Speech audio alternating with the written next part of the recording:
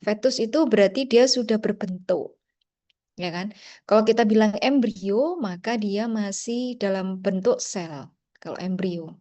Jadi kalau embrio itu kita masih dalam bentuk sel, dalam perjalanan seperti itu. Tetapi kalau sudah berbentuk, meskipun bentuknya ini kita sebut dengan fetus. Maka kadang-kadang kita bilang perkembangan janin itu kita bilang bukan embrio, kita bilangnya adalah fetal development. Oke, nah ini adalah tujuan kita. Jadi kita tahu bahwa efek radiasi terhadap janin itu, ya kan, apa yang terjadi bila lebih dari 100 milisievert. Kemudian Anda harus paham betul pada saat nanti Anda bekerja, apa yang dimaksud dengan kalimat atau satu announcement atau peringatan pada ibu-ibu hamil.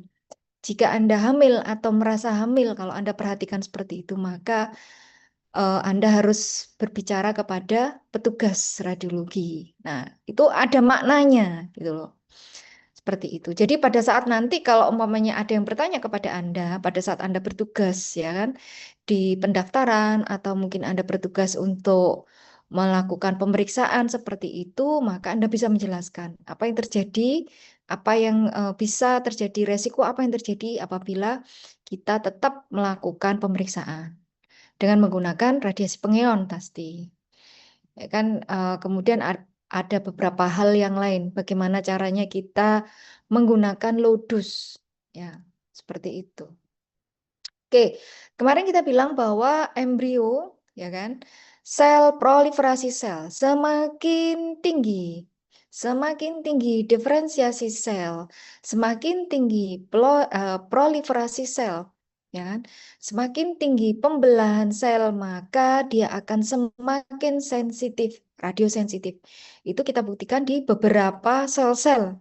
Jadi ada beberapa sel-sel yang mempunyai sifat radiosensitif, ada yang beberapa sel yang sifatnya adalah radio resisten. Nah, seperti itu. Jadi itu tergantung dari sifat-sifat dari sel strep. Karena kemarin makanya kita bilang bahwa anak-anak itu mempunyai kecenderungan untuk terjadi gangguan akibat atau mengalami efek radiasi lebih tinggi dibandingkan pada dewasa, karena pada anak-anak terutama pada bayi itu proliferasi selnya, kemudian perkembangan selnya, diferensiasi selnya maupun pembelasannya itu masih tinggi.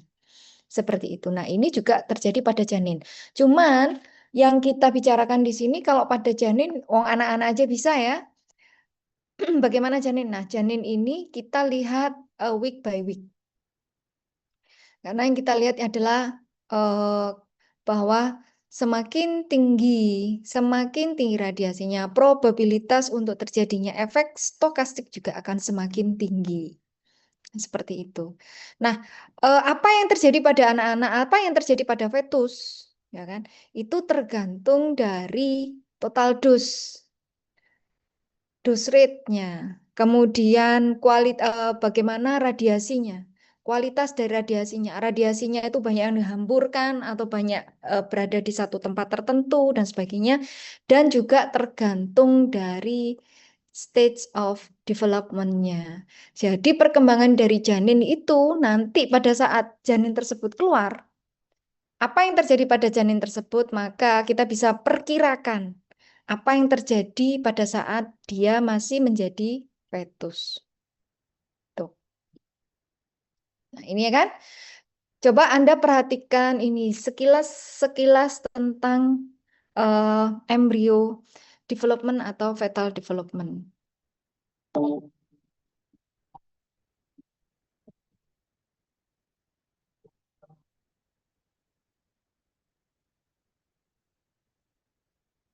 Drifting gently forward, the blastocyst reveals the inner cell mass, a critical step in this remarkable developmental journey.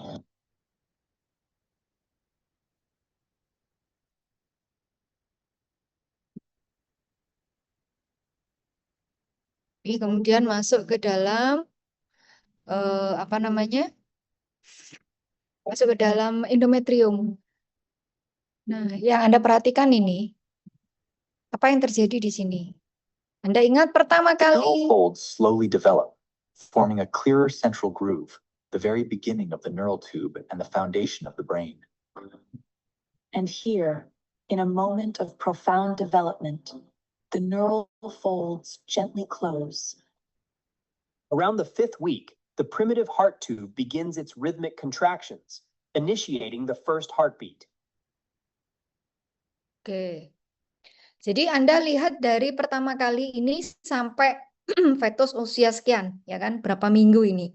Kalau Anda lihat bahwa yang pertama kali dibentuk itu adalah neural tube. Neural tube itu apa? Mulai dari brain, ya kan, sampai tulang belakang. Sumsum tulang belakang. Nih, yang jadi mereka itu buat gini fold seperti lipatan, terus kemudian terbuka. Ya kan terbuka. Makanya ada orang-orang yang bagian tengah dari tubuh di belakangnya itu masih terbelah. Kenapa? Karena ada gangguan pada saat penutupan dari celah atau neural tube-nya itu seperti itu. Jadi kan pertamanya dia terbelah ini menjadi kanan kiri, kemudian bagian atas dia membentuk brain, ya kan? Brain sisi kanan, brain sisi kiri kan seperti itu. Terus kemudian yang di sumsum tulang belakang juga seperti itu. Maka kemudian pada satu waktu dia akan menutup pelan-pelan. Setelah itu baru setelah neural tube terbentuk, baru kemudian terbentuklah organ yang lain. Ya kan? Jantung. Mulai membentuk jantung dulu, jantung, kemudian begitu jantung terbentuk, kemudian dia mulai berdetak. Nah, detak jantungnya ini yang orang bilang bahwa ini hidup. Seperti itu. Jantungnya berdetak. Begitu dia berdetak, kemudian muncul dengan pembentukan organ-organ yang lain. Mulai mata dulu, area wajah dulu, sambil kaki, pelan-pelan, dan sebagainya, dan sebagainya. Seperti itu. Gitu ya. Nah, jadi karena inilah maka kita akan membagi menjadi beberapa stage dari embrio atau dari fetus tersebut. Yang pertama adalah preimplantasi. Apa itu preimplantasi? Preimplantasi adalah tadi mulai dari ovarium, ya kan? Kemudian dia menjadi apa namanya embrio, ya kan? Jadi ovarium tadi, kemudian dia membelah setelah dibuahi ya, dia membelah, tapi dia masih berada di tuba ovalopii. Jadi pada saat seperti ini, jadi setelah ini dia dibuahi itu di sini, bukan dibuahi di rahim, enggak, bukan di sini, dia ke sini. Jadi apa namanya spermanya itu berada di tuba falopii di sini. Dari sini kan kemudian dia belah, baru kemudian dia setelah sampai di rahim dia akan menetap di situ, ya kan? Nah, pada saat sebelum menetap inilah maka kita sebut dengan preimplantasi. Preimplantasi. Jadi ini mulai sampai hari ke-9. Hari ke-9. Jadi mulai dari pertama kali dia apa namanya dibuahi, ya kan, sampai dia melekat pada dinding rahim itu kira-kira diperkirakan, ya kan, diperkirakan butuh 9 hari untuk itu perjalanannya. Nah, sambil itu kan dia membelah dari 1 menjadi 2, 2 menjadi 4, menjadi 6, menjadi 8, menjadi sekian banyak, masih membelah. Masih berupa sel-sel yang masih banyak gitu seperti itu. Jadi di dalam satu kantong seperti itu selnya membelah banyak sekali. Nah, seperti itu. Gitu ya. Nah, ini kalau seandainya pada saat seperti ini itu kemudian ibu tersebut mendapatkan radiasi pengion, maka bisa dipastikan akan terjadi kematian fetus. Akan terjadi kematian embrio. Jadi kalau seandainya pada hari sekian setelah konsepsi, terus kemudian dia mendapatkan radiasi, maka dipastikan akan terjadi kematian dari embrio. Atau kalau bilang kita keguguran. Nah, ini apa yang implikasinya apa nanti pada saat Anda bekerja? Pada saat kita mau melakukan HSG. HSG adalah satu pemeriksaan untuk melihat tuba fallopi. Pada pasien-pasien wanita yang lama tidak hamil-hamil. Nah, seperti itu. Lama tidak hamil atau setelah kehamilan pertama, kemudian dengan kehamilan kedua, itu jaraknya lebih dari 10 tahun. Jadi dokternya mau lihat apakah tuba fallopi-nya ada masalah enggak? Lengket atau ada penyumbatan enggak? Maka kita lakukan HSG. Nah, pada HSG ini pasti ada radiasi pengion kan. Nah, kalau seandainya, makanya ada strict aturan. Pada saat pasien datang untuk mendaftarkan pemeriksaan tersebut, ya kan? Kita tanya, headnya kapan? Oh, headnya saya tanggal sekian. Oke, kalau headnya tanggal sekian, biasanya bersihnya kapan? Oh, biasanya bersihnya setelah 7 hari. Oke, setelah 7 hari, kita tambahi 2 hari atau 3 hari. Sampai betul-betul pastikan bersih. Kadang-kadang kan ada wanita yang setelah 7 hari masih ada flek, masih ada ini, kan masih ada sisa-sisa, kan seperti itu. Kita nggak boleh itu. Pada saat seperti itu tidak boleh ada konsepsi, tidak boleh ada pembuahan, tidak boleh ada hubungan suami istri. Tujuannya apa? Nih, ini. Kalau seandainya pasien tersebut melanggar, ya kan? Maka kita harus cancel. Kenapa? Jangan-jangan sudah ada pembuahan. Pembuahannya apa? Loh, saya belum kok, Mbak. Belum ada tanda-tanda kok. Terus kemudian kalau dicek di tes urin juga negatif, pasti negatif. Tapi kita tidak tahu. Jangan-jangan sudah ada pembuahan dan sedang masa pembelahan sel. Pada saat seperti itu kita berikan radiasi, apa yang terjadi? Pasiennya keguguran. Tapi pasiennya mungkin setelah itu bleeding, ya kan? Bleeding mungkin dibikin, waduh kok bleeding lagi. Padahal itu adalah tanda-tanda bahwa terjadi kematian fetus atau kematian embrio. Disebabkan karena apa? Pemeriksaan. Tuh. Jadi itu yang hal-hal ini terkait dengan pekerjaan Anda nanti sehari-hari. Oke.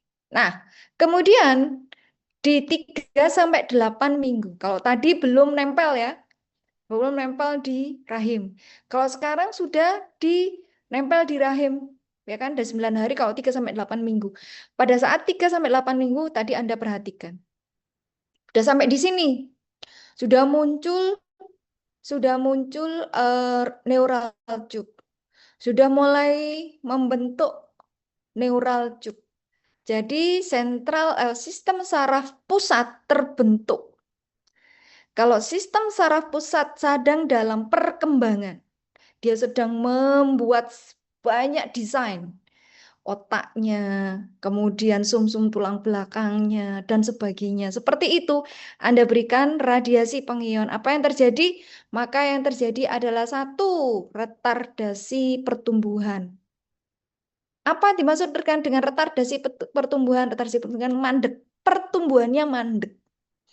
Ada beberapa pertumbuhan dari sel tersebut yang terhambat. Ya kan? Jadi apa yang terjadi? Bisa jadi otaknya tidak berkembang sempurna.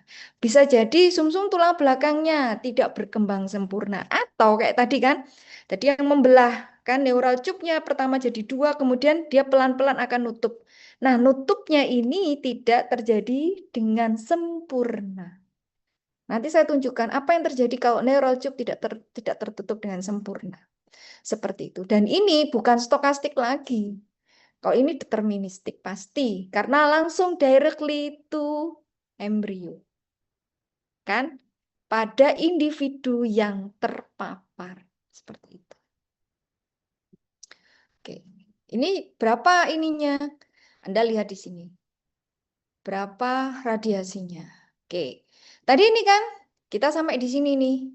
Jadi perkembangan dari janin mulai hanya seperti ini, lurus, ya kan? Kemudian kita lihat di sini mulai ada ekor kayak seperti ekor di sini. Ini adalah bakal dari tangan, ini adalah bakal dari kaki. Ini mulai bakal dari muka. Di sini ada brain sedang berkembang dengan baik sampai dia muncul seperti ini. Oke. Ini kita sebut dengan sini ya.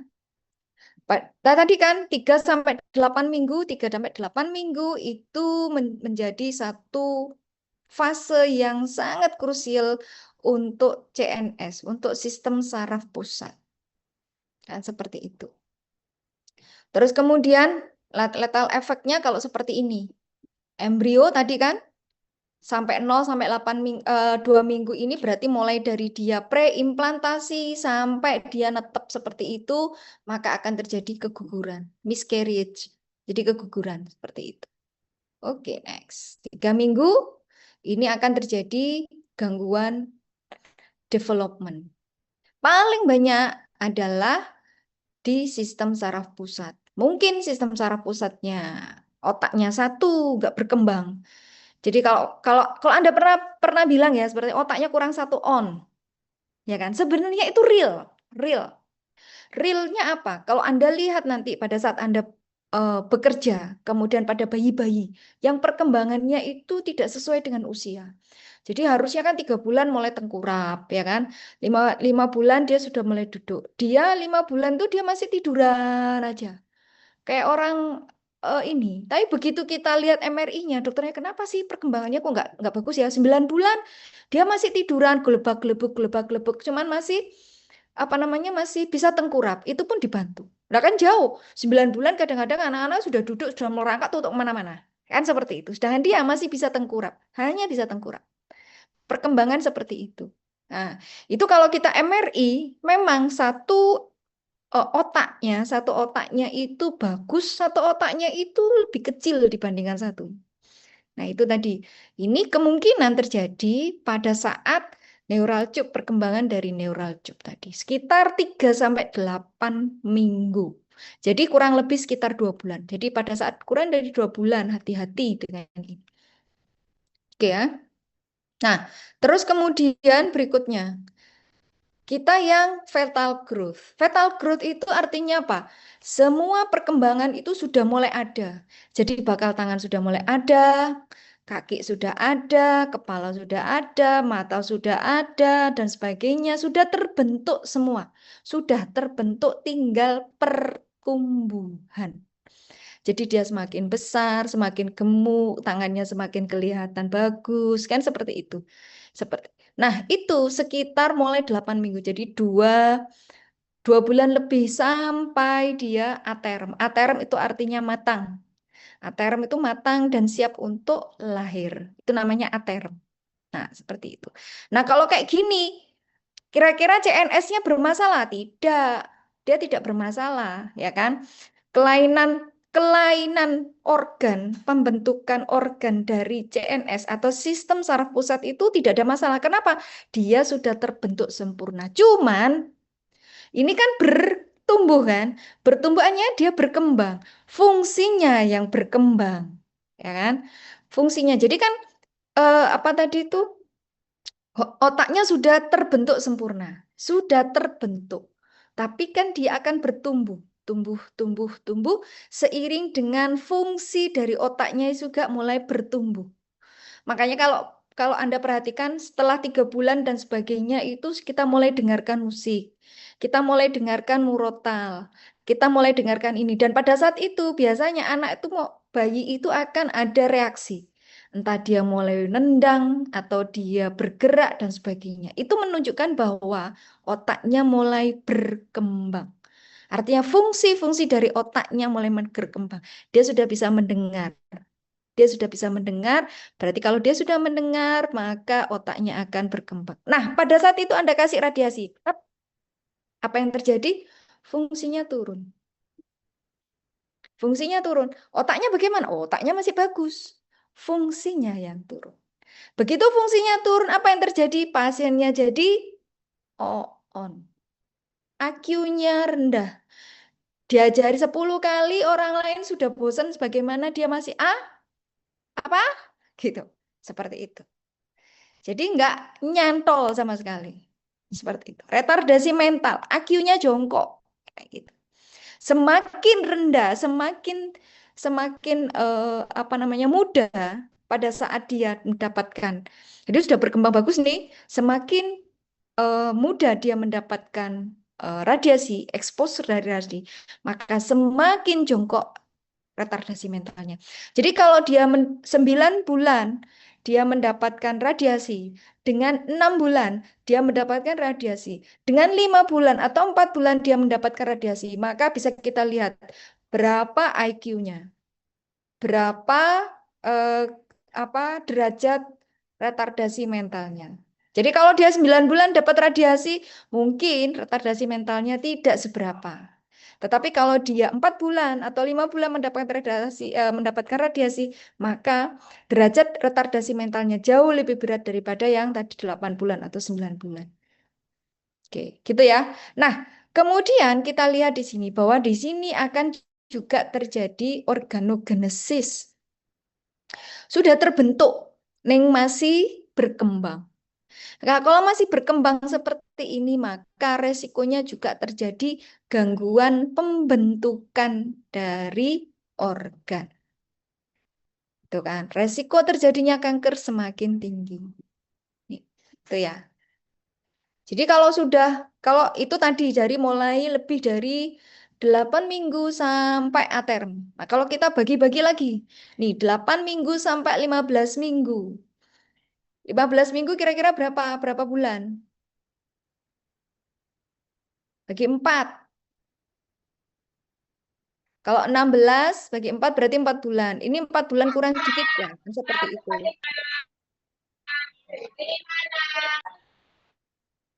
Nah, kalau kayak gini maka nih penurunan IQ, kemudian mikrosefali berkembang sih, tapi dia mandek. Perkembangannya itu dihambat. Pertumbuhan ya, pertumbuhannya dihambat. Jadi dia sudah terbentuk. Apa tidak terbentuk? Otaknya terbentuk.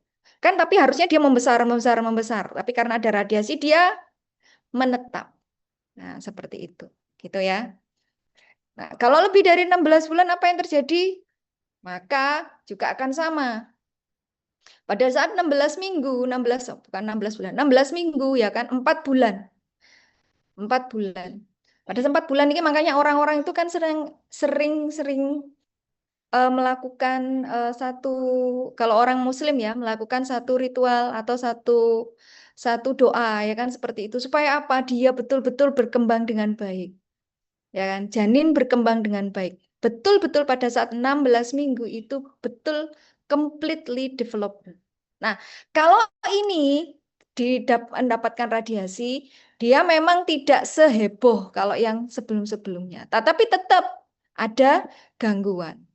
Tuh. Nah, ini ya kalau saya perhatikan. Nah, Anda lihat ini. Kalau Anda perhatikan ini ada benjolan di pantat atau di daerah belakang dari bayi, pas di tengah. Kalau pas di tengah seperti itu, kira-kira fasenya di fase apa? Neural tube. Pada saat dia mau nutup. Kan? Dia harusnya nutup dengan sempurna sehingga organ yang di dalam tidak akan keluar. Sedangkan dia neural tube-nya tidak tertutup dengan sempurna. Apa akibatnya? Bagian dari sumsum tulang belakang-belakang itu akan menonjol keluar. Semakin berkembang bayi, semakin keluar. Tambah gede bayinya, semakin gede juga yang menonjol keluar. Nah, seperti itu. Kemudian ini, sumbing. Kalau sumbing, yang lain bagus nggak? Bagus. Cuman pada saat organogenesis, dia nutup. Kan ini kan janin itu kan berkembang semakin disempurnakan, ya kan?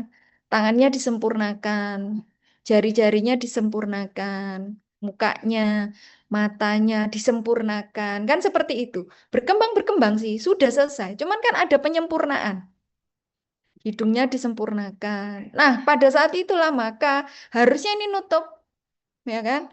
Ini nutup yang di mana di jantung septa antara kanan dan kiri atrium maupun ventricle nutup.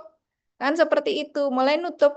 Kemudian kalau Anda perhatikan bagian depan dari badanmu, kalau perhatian seperti ada garis halus tipis yang seperti membelah, yang garis tengah. Kalau Anda perhatikan. Apalagi kalau kehamilan tuh kelihatan jelas, seperti garis gini. Garis itulah sebenarnya yang sebagai tanda pada saat perkembangan janin itu dia nutup. Makanya ada beberapa janin yang ususnya keluar, kulitnya terbuka, ususnya keluar semua. Janinnya hidup, hidup. Tetapi dia tidak akan bisa hidup di luar, ya kan? Tidak akan survive. Karena apa? Pada saat dia terpapar di luar, maka infeksi masuk semua. Ya kan seperti itu. Itu kenapa? Karena pada saat harusnya nutup, dia tidak tertutup. Itu terjadi kenapa? Salah satunya karena radiasi pengium. Nah ini, organogenesis. Pada saat terjadi organogenesis, maka jarinya sudah mulai bentuk nih. Nah, sudah mulai. Tapi karena kena Anda radiasi, maka ada beberapa yang tidak sempurna. Kayak ini, 1, 2, 3, satunya hilang, nyampur jadi satu di sini. Ini juga yang di sini nempel. Yang di sini nempel. Kemudian ini adalah mikrosefali atau ini ansefali. Ansefali itu apa? Otaknya berkembang sempurna, tapi setelah itu kan berkembang tulang dari otaknya. Nah, kena radiasi pengion, tulangnya tidak terbentuk dengan sempurna. Tulang dari kepala tidak tersempurna. Jadi kepalanya ini begitu dia dilahirkan seperti hanya ada otak dengan selaput dari kulit saja. Tidak ada tulangnya di situ. Nih, saya pernah menemui pada saat saya DM ya, saya pernah menemui ini. Bayi dengan persis seperti ini. Dan bayi seperti ini. Ini juga sama. Anda perhatikan. Ini seperti neural tube ya, tadi terbentuknya kan tadi. Pada saat itu dia sudah dapat radiasi. Maka apa yang terjadi? Lihat, tidak terbentuk sempurna. Ini juga sama. Tangan kadang-kadang satunya nggak ada. Ya kan? Satunya cuma sampai siku. Mulai dari lahir. Organogenesis. Pada saat terjadi organogenesis, maka hanya organ itu saja yang akan mengalami gangguan. Otaknya gimana? Otaknya masih baik. Sumsum tulang belakangnya, sumsum tulangnya terbaik dengan baik. Tapi pembentukan organnya yang bermasalah. Jadi, apa yang terjadi pada bayi itu, ya kan, merupakan salah satu sesuai dengan kapan dia terekspos dengan radiasi. Semakin muda, semakin awal minggu dia terkena, maka kita bisa lihat. Tadi kan 3 sampai 8 minggu betul-betul krusial untuk sistem saraf pusat. Lebih dari itu adalah organogenesis. Ya kan? Organogenesis mulai bentuk mata, mulai bentuk kaki, mulai bentuk tangan, mulai bentuk yang lain-lain, mulai bentuk mulut, hidung dan sebagainya. Seperti itu. Jadi pada saat dia membentuk hidung, Anda kena jebret, maka hidungnya pasti bermasalah. Kalau hidung pesek gimana, Dok? Bukan, itu turunan. Ya. Cetakannya dari dulu pesek ya. Bapaknya pesek, ibunya pesek, anaknya mancung, pasti itu oplas. Ya, kan kayak gitu. Seperti oke ya. Jadi itu nah ini sama seperti ini.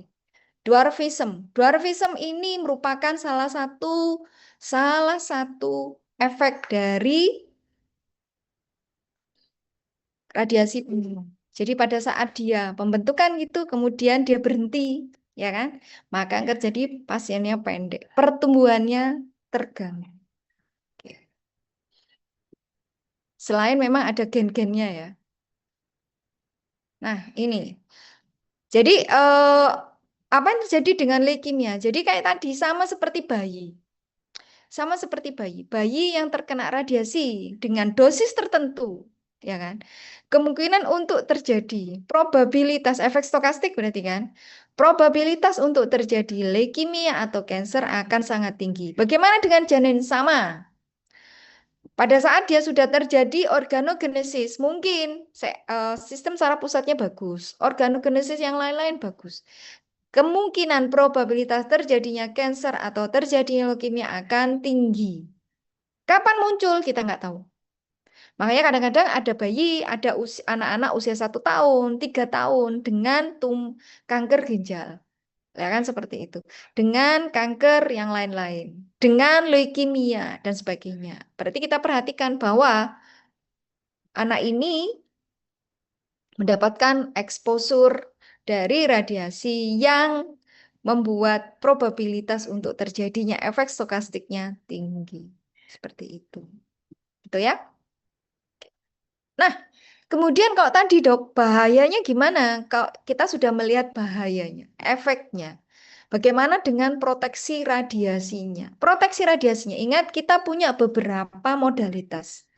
Modalitas yang ada di dalam radiologi, mulai USG, MRI. Jangan kira ya bahwa USG dan MRI ini, oh bayi nggak apa-apa. Tapi tidak boleh terlalu sering. Ada teknik-teknik tertentu. Kenapa? Itu harmful bagi janin.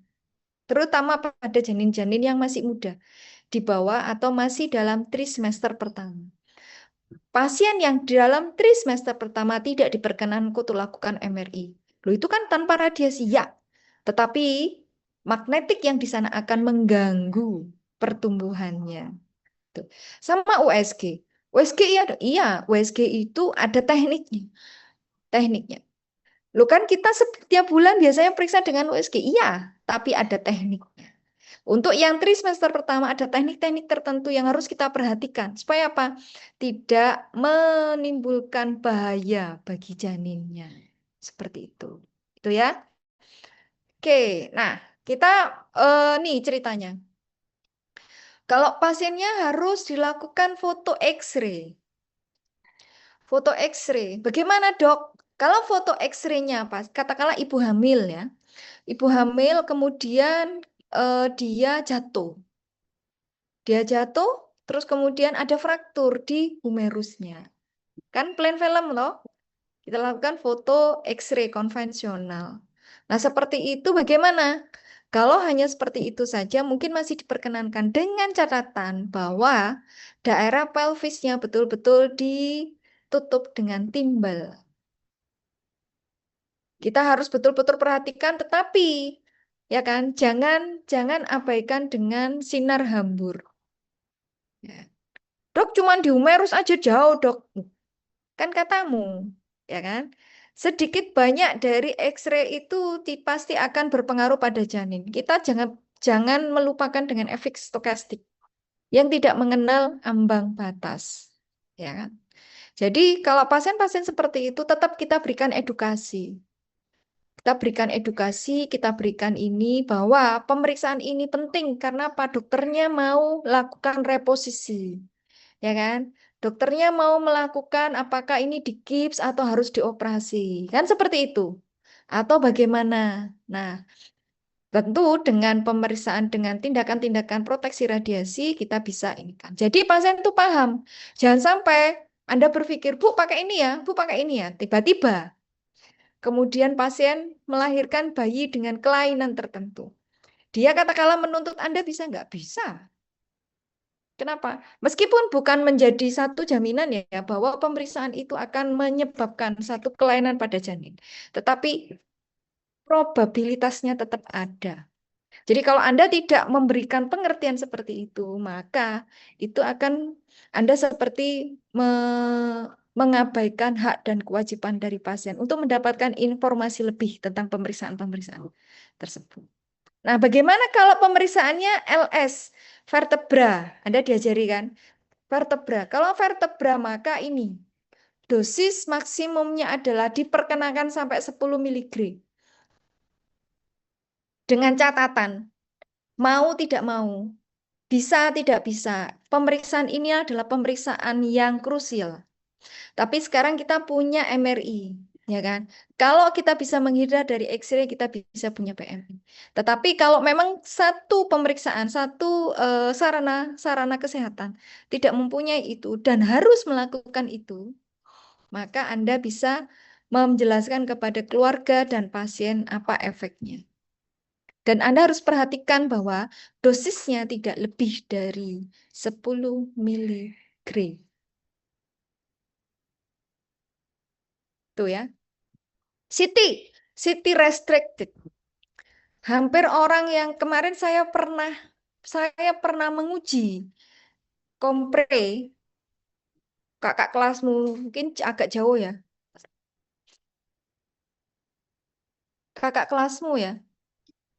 Saya uji dengan satu kasus. Ibu hamil. Ibu hamil dengan keluhan dia nyeri di perut kanan bawah. Dari USG itu kelihatan bahwa dia apendisitis akut. Kemudian dokternya tidak puas dengan USG tersebut. Dia minta CT scan. Tak tanya, kamu sebagai radiografer gimana? Saya kerjakan dok sesuai ini, langsung tak suruh keluar. Kamu nggak lulus. Seperti itu. Jadi meskipun ada permintaan seperti itu, bukan berarti Anda menelan mentah-mentah permintaan tersebut. Ya kan? Anda harus lihat ibu ini sedang hamil. Kemudian sudah ada pemeriksaan sebelumnya. Ada permintaan CT scan Anda kerjakan. Kalau ada apa-apa yang dituntut Anda. Kan? Jadi kalau menyakit Anda harus tahu kira-kira meskipun Anda radiografer, ya kan? Makanya Anda diajari tentang beberapa hal yang klinis supaya Anda paham itu. Jadi kalau punya pasien seperti ini, maka modalitas yang cocok apa? Atau kalau enggak Anda tanyakan ke dokter radiologinya. Kan nggak mungkin ya, ada satu sarana kesehatan yang punya CT scan, nggak punya dokter radiologi kan nggak mungkin. Anda tanyakan dokter radiologinya, dok, ada permintaan seperti ini, sudah ada USG-nya, harus kita kerjakan kah? Nah, kalau perlu, call the doctor. Telepon dokter pemeriksaannya. Betulkah Anda masih membutuhkan CT scan? Jadi bukan Anda langsung kerjakan. Seperti itu, tidak diperkenankan. Jadi dia tak tanya betul-betul. Tetap jawabannya saya kerjakan. Dengan kontras bla bla bla bla ini dengan bla bla bla dan sebagainya langsung out, kamu keluar, kamu nggak lulus. Saya bilang gitu. Karena ini prinsip ya. Prinsip-prinsip hal seperti ini Anda harus paham betul. Ini adalah ilmu dasar. Oke, seperti itu ya. Jadi, apapun itu, kalau CT scan sebenarnya restricted, tidak diperkenankan untuk Pak ibu-ibu hamil, karena apa? Dosisnya 1000 kali dari X-ray. Tetapi, bukan berarti harga mati. Tidak. Contohnya, seandainya pasien ibu hamil dengan apa namanya KLL ya, ada trauma di kepala. Ada trauma di kepala. Mau nggak mau dokternya harus tahu ini kita lakukan CT scan. Oke, kita lakukan CT scan. Kan kalau kepala areanya jauh dari pelvis, tetapi pelvis kita berikan satu proteksi. Tetapi jangan lupa ada sinar hambur dan sebagainya. Tetap kita berikan edukasi bahwa ini akan banyak berpengaruh. Meskipun mungkin nanti kalau pasiennya dilakukan tindakan operasi, pasti kemungkinan pasien ini mengalami guguran akan tinggi. Itu bukan urusan kita. Urusan kita adalah pada saat pasien itu berada di radiologi. Kalau dia berada di ruang operasi itu bukan wewenang kita, ya kan? Itu udah di luar wewenang kita. Nah, seperti itu. Jadi kalau umpamanya seandainya Anda harus melakukan itu, maka ada hal-hal yang harus Anda sampaikan kepada pasien dan keluarga. Nah, bagaimana kalau pasiennya itu CT scan pelvis, fraktur pelvis, fraktur femur? Bagaimanapun pasiennya harus dilakukan pemeriksaan. Ya kita bilang bahwa kita mau menyelamatkan ibu atau menyelamatkan bayi. Karena kalau maunya kita lakukan ini pasti kena bayi. Dosisnya tinggi. Kemungkinan terjadi organogenesis, terjadi kelainan pada organogenesis pasti akan tinggi. Gitu kan. Jadi keluarga tetap kita berikan satu pengertian dan kita minta surat untuk menandatangani persetujuan itu. Nah, kalau antara hidup dan mati, nyawa dipertaruhkan di sini kan seperti itu, maka kita putuskan mau menyelamatkan ibu atau menyelamatkan anak. Tuh. Tuh ya. Nah, bagaimana dengan kedokteran nuklir? Kedokteran nuklir nggak ada X-ray-nya, dok. Yes, nggak ada X-ray-nya. Tetapi obat yang dimasukkan adalah radioaktif. Radiasinya sama. Jadi pada saat kita masukkan, maka dia akan masuk ke seluruh tubuh. Ya kan, meskipun dia akan nempel di satu organ tertentu. Kalau seperti itu, maka jangan kira bahwa dia tidak akan berpengaruh pada janin. Kita berikan radioaktif khusus tiroid kok, dok, bukan ke pelvis. Yang diekspos, yang di ini nanti tiroidnya. Tapi karena dia masukkan lewat pembuluh darah, mana area tubuh kita yang tidak akan kena itu. Maka kalau kita nuklir medicine, ya kan, meskipun tidak menggunakan radiasi pengion, tapi radiofarmaka atau obat yang dimasukkan itu sendiri mengandung radiasi. Makanya kita bilang radioaktif atau radiofarmaka radioaktif. Nah, untuk yang thyroid scan ini maka kontraindikasi. Tidak diperkenankan. Jadi meskipun pasiennya mau dilakukan FDI, tunggu dia selesai melahirkan. Begitu selesai melahirkan, kita lakukan radiasi. Kita lakukan ablasi atau apapun dengan kedokteran nuklir. Oke, angiografi terutama di ruang cath lab, fluoroskopi dan sebagainya. No, ini bukan betul-betul tidak diperkenankan. Kecuali tadi mengancam nyawa. Mengancamnya. Organ betul-betul tidak ada bayi, ada ibu hamil, ya kan? Kemudian dia mengalami apa namanya? Perdarahan hebat di usus. Kemudian kita harus lakukan embolisasi atau nambel pembuluh darah yang bocor tadi kan seperti itu. Mau tidak mau, kalau tidak pasiennya akan kehabisan darah. Toh seperti itu, bayi juga akan gugur. Nah, kalau kayak gitu maka mungkin bisa dipertimbangkan untuk melakukan tindakan ini. Only for emergency. Emergency, mengancam nyawa. Nah, bagaimana dengan Anda? Dok, saya ini kan nanti juga bekerja di sana, ya kan? Terutama pada wanita, ya kan? Wanita yang masih usia subur kan seperti itu, kemungkinan hamil dan sebagainya, dia dalam perjalanan karirnya, dokternya, ya kan? Perawat jangan lupa. Kalau kita bilang medical staff, maka jangan berpikir hanya radiografer atau radiolog saja. Perawat radiologi, perawat ruangan yang mengantarkan pasien ke dalam ruang radiologi, dokter bedah, dokter yang lain-lain. Nah, itu termasuk seperti itu. Pada saat mereka bekerja, di mana mereka bersentuhan dengan radiasi pengion, maka ada beberapa rule yang harus kita tegakkan di sini. Yang pertama adalah rule dari rumah sakit itu sendiri. Bagaimana rule dari rumah sakit itu terhadap wanita-wanita pekerja atau staf yang ada di rumah sakit tersebut terkait dengan radiasi pengion. Jadi radiasi safety policy. Jadi aturan-aturan itu harus jelas. Ya kan? Terus kemudian yang kedua, kalaupun Anda sebagai seorang radiografer, Anda harus TLD-nya harus mantap di situ. Kemudian kalau perlu 3 bulan itu Anda lihat per bulannya Anda berapa. Maksimal ya kan. Namanya juga kena radiasi kan kadang nyemprot-nyemprot dikit kan. Meskipun Anda, saya sudah sembunyi loh dok, saya sudah menutup, pokoknya saya nggak mau bekerja di situ. Tapi kita tidak pernah tahu, ya kan. Maka kurang dari 0,4 milisievert per bulan. Maksimal kurang dari 0,9 milisievert selama kehamilan. Ya, seperti itu. Jadi kalau perlu ya kan, kalau perlu, oh berarti saya nggak usah kerja dok. Kalau nggak usah kerja ya nggak digaji. Terutama rumah sakit swasta ya. Kalau rumah sakit apa namanya pemerintah masih masih bisa Anda cuti seperti itu bisa. Tapi rumah sakit swasta kamu nggak bekerja nggak dapat gaji.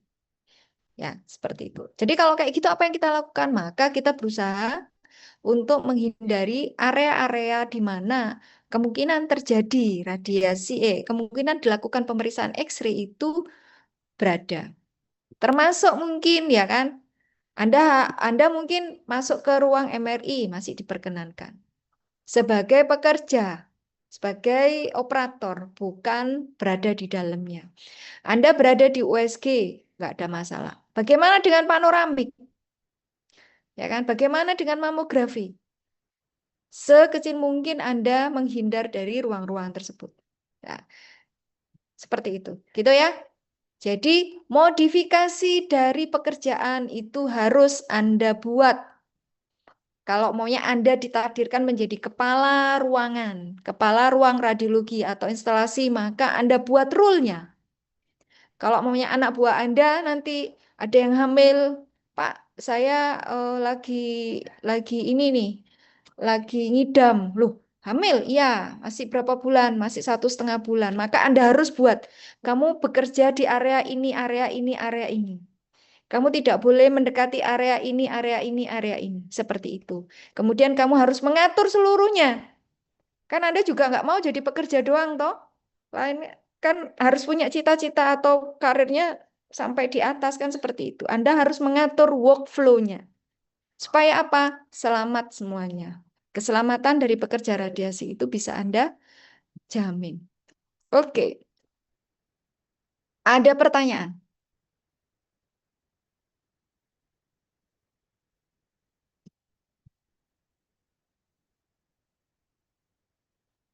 Ada pertanyaan?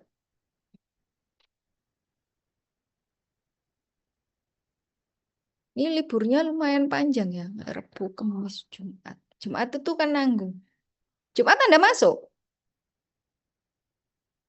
Libur, Dok. Libur.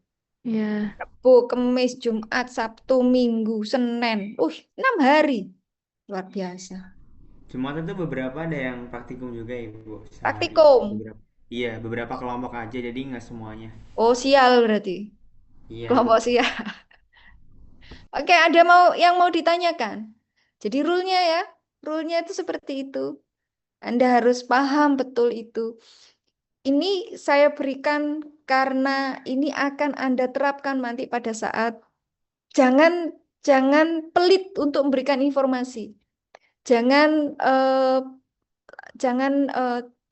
apa namanya? Jangan berhenti untuk memberikan satu statement sebelum Anda lakukan, terutama wanita. Jangan mengira bahwa wanita desa ya, wanita desa terutama. Kita pernah melakukan satu penelitian wanita desa merasa usia 45 tahun itu dia sudah punya cucu. 40 tahun kadang-kadang dia sudah punya cucu. Dia merasa dirinya tua. Oh, saya sudah tua nggak mungkin hamil. Lupa bahwa dia masih wanita subur dan punya suami. Ya, seperti itu. Terus kemudian dia merasa tua seperti itu, wis tua mbak, sudah punya cucu. Jadi kemungkinan untuk terjadi implantasi atau terjadi pembentukan embrio itu pasti tidak mungkin. Jangan salah. Selama dia wanita subur, maka pada saat Anda even itu cuma pemeriksaan biasa. Ibu sedang hamil, mbak, saya ini loh sudah punya cucu. Loh, jangan gitu Bu. Ibu haidnya teratur tidak? Teratur gitu kan. Tidak ada ini, tidak lagi telat dan sebagainya. Enggak, saya barusan selesai. Oke. Jangan terkecoh dengan usia. Usia, saya sudah punya cucu, saya sudah merasa tua dan sebagainya. Ya kan seperti itu. Jangan itu. Selama dia masih wanita subur dan punya suami. Ya. Wanita subur tapi sudah tidak punya suami ya percuma. Nggak usah Anda tanyain. Kalau dia ibu masih Bapak masih ada. Oh, ada. Ya, seperti itu. Caranya gitu. Bapak, Ibu masih bersuami. Jangan seperti itu ya. Kalimat-kalimatnya harus dihalus. Bapak kerja di mana, Ibu? Sambil bertanya. Oh, oh bapak bekerja di sini, tani dan sebagainya. Oh ibu headnya masih lancar, masih sambil kita persilahkan dia untuk ganti baju dan sebagainya. Jangan bosan-bosan untuk bertanya. Kemungkinan dia hamil ada tidak? Ya, seperti itu. Terus bagaimana dok, anak 17 tahun sudah hamil lah, itu di luar ini kita. Karena anak 17 tahun yang karena accident ya, kemudian dia hamil itu kita nggak tanya. Kamu kalau tanya, dek, kamu ada kemungkinan hamil nggak? Apa kamu nggak diplak? Kayak gitu. Tidak. Biasanya kalau seperti itu kita memang tidak bisa menghindari itu. Nah, itu ya. Oke. Benar, nggak ada pertanyaan? Kalau nggak ada pertanyaan, kayaknya ini jadi pertemuan terakhir kita di semester ini ya dengan kalian ya, dengan saya. Saya